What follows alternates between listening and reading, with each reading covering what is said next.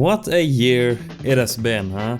Through 2024, not only have we gotten some fantastic new games like Black Myth Wukong, Stellar Blade and Animal Well, but we've also gotten long-awaited sequels we never thought would happen. Dragon's Dogma 2, oh no, Stalker 2 and Dragon Age Veilguard. Disregarding that, we also got more games media in general, Valve stepping up to release 2 incredible documentaries about Half-Life. The Heroes Orchestra has performed incredibly in celebration of the 25th anniversary of Heroes of Might and Magic 3, and we've also gotten a Borderlands movie. God damn it. But celebrations are nonetheless in order. Due to a lack of time and money, this year will be a shorter video with only around 5 entries aside from the traditional best, worst, most disappointing and most anticipated game picks. And as always, my choices are not necessarily released this year, so keep that in mind. Alright, let's hop right into it.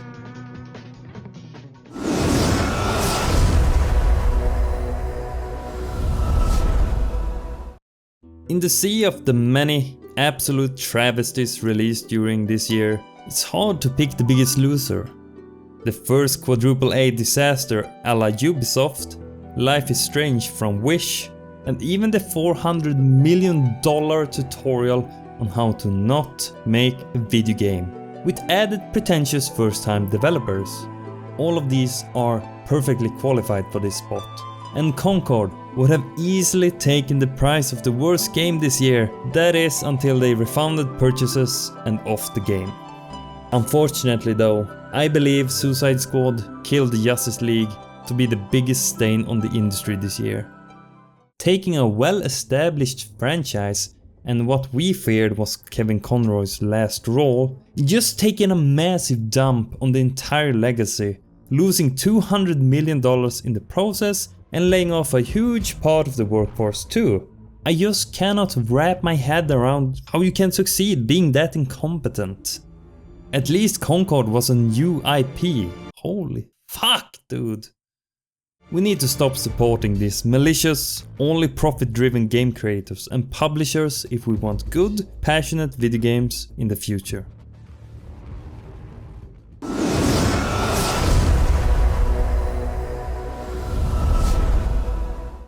I've been waiting for the prestigious Dragon Age ever since I finished Inquisition for the first time back in 2015.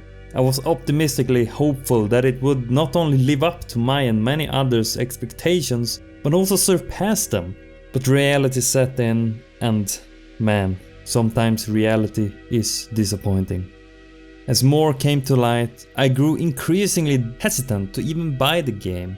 You can't control your teammates, fewer ability slots, mostly new writers, 10 years in development with reboots, changed focus from Solas to another entity. It was seemingly destined to fail almost. The best I can say about this game is that it runs great, looks fairly decent, even great at times, and that it has a lot of content. But that's where the praise stops.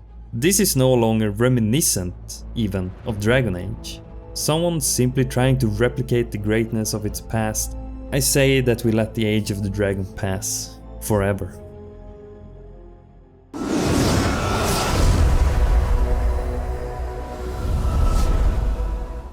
Looking ahead at the upcoming year, it's almost too good to be true. With titles like Dynasty Warriors Origins that seems to be a return to earlier beloved titles, GTA 6 which is sure to cause a lot of sick calls on the day of release, and Avowed, a more story-focused RPG in comparison to Obsidian's earlier works that also allows for a lot of individual expression in how you want to play. I'm sure there's nothing that comes out that will ruin any of the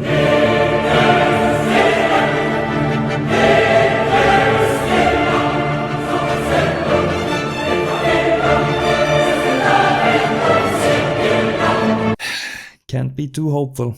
Although I'm sure I'll try to play as many games as I possibly can, there is one game that have stood out and hooked me ever since I laid eyes on it. That game is Clair Obscur Expedition 33. My immediate impression seeing the trailers for Expedition 33 is the vibrant colors and environments, the inventive creature and enemy designs, and the stylistic, semi-turn-based combat that I'm sure will be incredibly satisfying. It brings my mind to a mix between the almost forgotten Shadowheart series and the hidden diamond for the PS3, Folklore. I just cannot wait for this game. It's going to be one hell of a journey.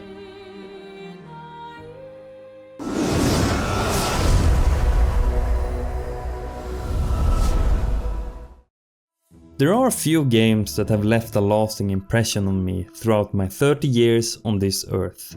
And before this entry, I could count them on both of my hands. To date, these are Dark Souls, Pokemon Silver and Gold, Nier Automata, Final Fantasy VII and X, Bloodborne, Castlevania, Soma, Hellblade, Senua's Sacrifice, and Journey. This year, that changed. And that change happened when playing Silent Hill. There are moments that show the game's clear age, yet the contents and themes shine through and completely envelop you in the story and atmosphere. When you play Silent Hill, you are in Silent Hill, right alongside Harry, experiencing the wackiness and chaos right with him. It's so easy to relate to this everyman. He's no hero, he's no soldier, just an ordinary father driven on by the love for his daughter to find her at any cost. I've begun playing the second game during my streams, and so far it seems like the list will grow even larger very fast. Silent Hill is just a masterclass in how to create a real video game classic that people will cherish for centuries to come.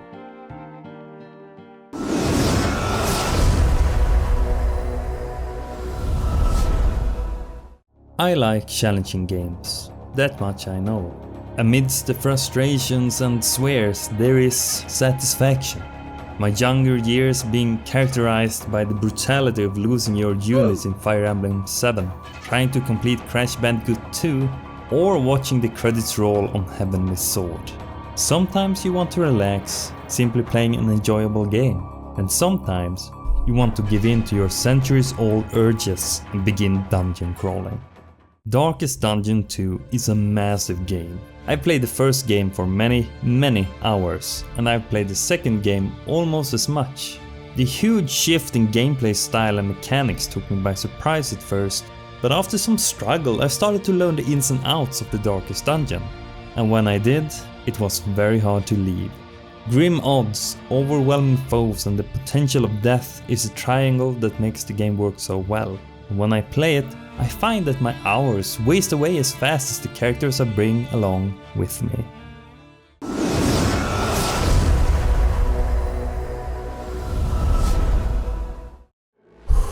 It took me a while, but I finally woke the fuck up, and we do have a city to burn.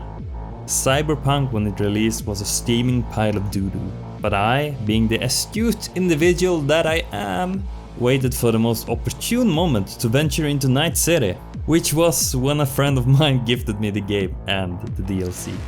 The world building in this game is just incredible.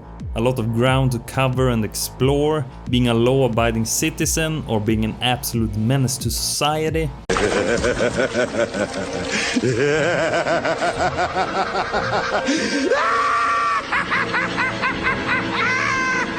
Jobs that act like quests are sometimes dynamic, and you can take on live jobs around your location if you choose to do so. Having all these different outfits, weapon loadouts and skill tree specializations helps to add player choice into the mix as well. The music is ethereal, a masterpiece in audio design and production. It seems like when I talk about it, I just talk and talk more, because there are so many good things that this game does, especially now all these years later. I'll never forget how CD Projekt Red mistreated their fans and supporters. No one should. But now, 4 years later, the devs and artists have continued to work, and finally it's in a good state and probably worth to pick up one on sale if you have the chance.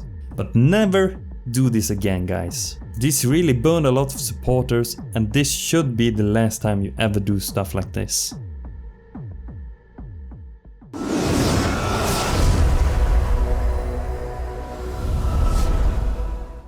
I was positively surprised when they announced the Persona 3 remake. And since my biggest videos are based on Persona, of course I was going to play it, come on, you know me. Reload improved so much on the original game, borrowing a lot of flourish and style from Persona 5, yet making it in tune with the story of 3. This comes with a caveat, though. The gameplay loop is better, the grinding is slightly decreased, the story is fleshed out and the characters get more time and opportunities to create interest. There are more voiced lines, the soundtrack is remade and continues to be just amazing, all these bops, and I can listen to it for hours it feels like. And even the social links are refined. Even so, there's something that's just missing, which is the reason for the second placement. The grit has slightly diminished, along with the imperfections that I personally find makes the FES version superior. It had a more somber tone, darker implications, and especially Aegis and the main character shines brighter than their Reload counterparts. Overall, it's a very mixed bag, but I'm grateful that I played both games and I do not regret it for a second. What I'm instead hoping for in the future is a focus on remaking the first and second games. Those definitely need it, and I bet I'd love them too, just as much. Well, only time will tell, I guess. We just have to wait.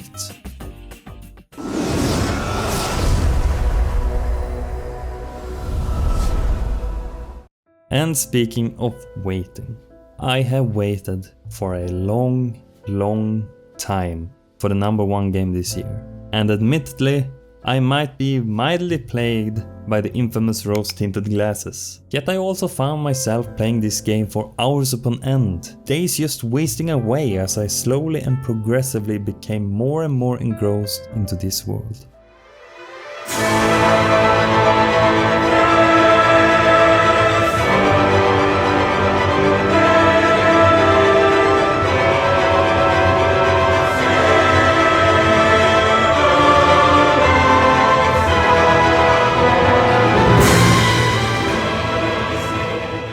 Dragon's Dogma 2 cannot really be compared to anything else. There's nothing quite like it.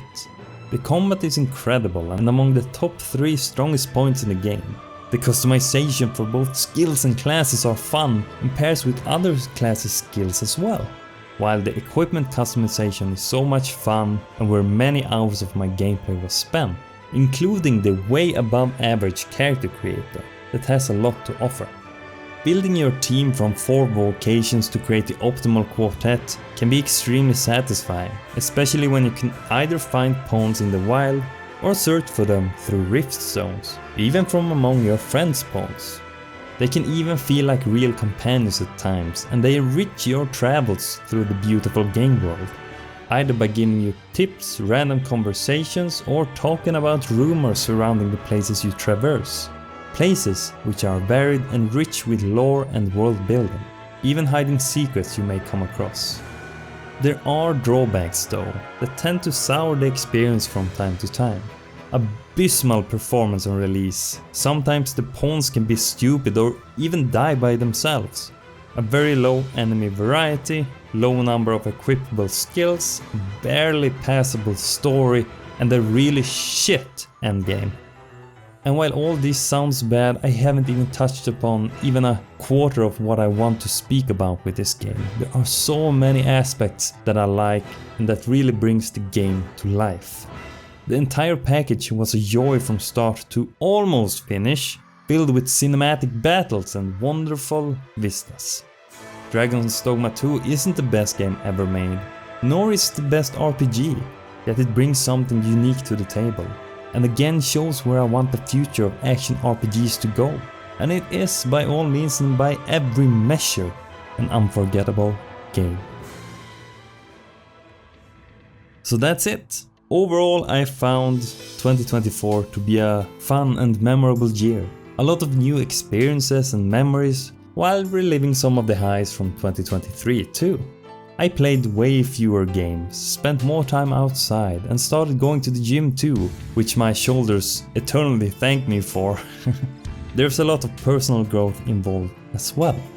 We crossed 4K subscribers, 5 million views, and I'm still far away from stopping, so all the support I get from you is always appreciated and not taken for granted either. And with all this said, I hope your 2024 was amazing too.